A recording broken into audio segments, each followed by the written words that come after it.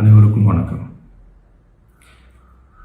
என் லைஃப்பில் இந்த மாதிரி ஒரு பெயின்ஃபுல்லான ஒரு சுச்சுவேஷனை நான் ஃபேஸ் பண்ணதே கிடையாது. மனசு முழுக்க வலி வலி மட்டும்தான். இந்த சுற்றுப்பயணத்தில் என்னென்ன மக்கள் பார்க்க வராங்க, அதுக்கு ஒரே ஒரு காரணம் தான் அவங்க என் மேலே வச்சிருக்கிற அன்பும் பாசம். அந்த அன்புக்கும் பாசத்துக்கும் நான் எப்பவும் கடமைப்பட்டிருக்கிறேன்.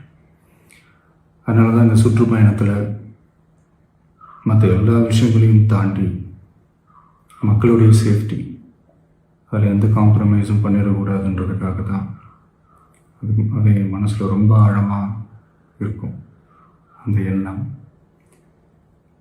அதனால தான் இந்த அரசியல் காரணங்கள் எல்லாத்தையும் தவிர்த்துட்டு ஒதுக்கி வச்சுட்டு மக்களுடைய சேஃப்டி மட்டும் மைண்டில் வச்சுக்கிட்டு அதுக்கான இடங்களை சூஸ் பண்ணுறது, அதுக்கான இடங்களை பார்த்து பெர்மிஷன் கேட்குறது, போலீஸ் டிபார்ட்மெண்ட்டில் அதை ரிக்வெஸ்ட் பண்ணி கேட்போம்.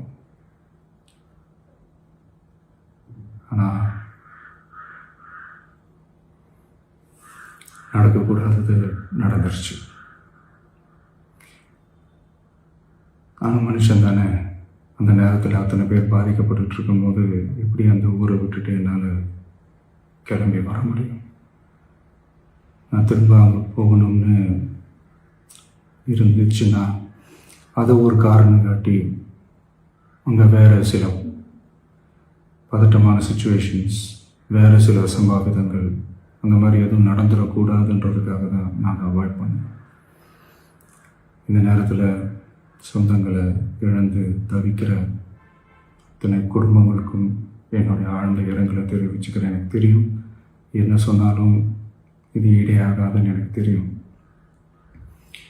ஹாஸ்பிட்டலில் ட்ரீட் பண்ணிகிட்ருக்கிற எல்லாருமே சீக்கிரமாக க்யூர் ஆகி வரணுன்றதை இந்த நேரத்தில் நான் வேண்டிக்கிறேன். கூடிய சீக்கிரமே உங்கள் எல்லாரையும் நான் சந்திக்கிறேன். இந்த நேரத்தில் எங்களுடைய வலிகளை, எங்களுடைய நிலைமையை புரிஞ்சுக்கிட்டு எங்களுக்காக பேசின அரசியல் கட்சிகளை சார்ந்த நண்பர்கள், தலைவர்கள் அனைவருக்கும் என்னுடைய நன்றியை தெரிவிச்சுக்கிறேன். கிட்டத்தட்ட ஒரு 5 மாவட்டத்துக்கு பிரச்சாரத்துக்கு போனோம். இந்த மாதிரி எதுவுமே நடக்கல. ஆனால் கரூரில் மட்டும் ஏன் எப்படி நடக்குது, எப்படி நடக்குது? மக்களுக்கு எல்லா உண்மையும் தெரியும். மக்கள் எல்லாத்தையும் பார்த்துக்கிட்டு இருக்கிறாங்க. கரூரை சேர்ந்த அந்த மக்கள் அந்த உண்மையெல்லாம் வெளியில் சொல்லும்போது எனக்கு கடவுளே நேரில் வந்து இறங்கி அந்த உண்மைகள்லாம் சொல்கிற மாதிரி எனக்கு தோணுச்சு. சீக்கிரமே எல்லா உண்மைகளும் வெளியில் வரும்.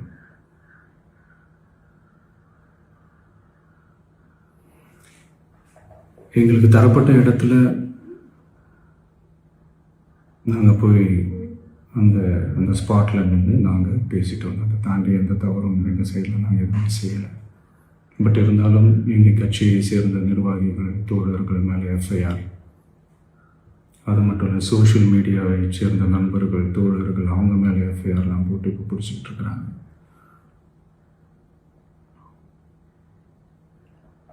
சிஎம் சார், உங்களுக்கு ஏதாவது இந்த பழி வாங்கணும் அப்படின்ற எண்ணம் ஏதாவது இருந்துச்சுன்னா என்ன வேணாலும் பண்ணுங்க. அவங்க மேலே கை வைக்காதீங்க. நான் ஒன்று வீட்டில் இருப்பேன், இல்லை நான் ஆஃபீஸில் இருப்பேன். என்ன வேணாலும் செய்யுங்க. நண்பர்களே, தோழர்களே, நம்மளோட அரசியல் பயணம் இன்னும் ஸ்ட்ராங்காக, இன்னும் தைரியத்தோட கண்டினியூ ஆகும்.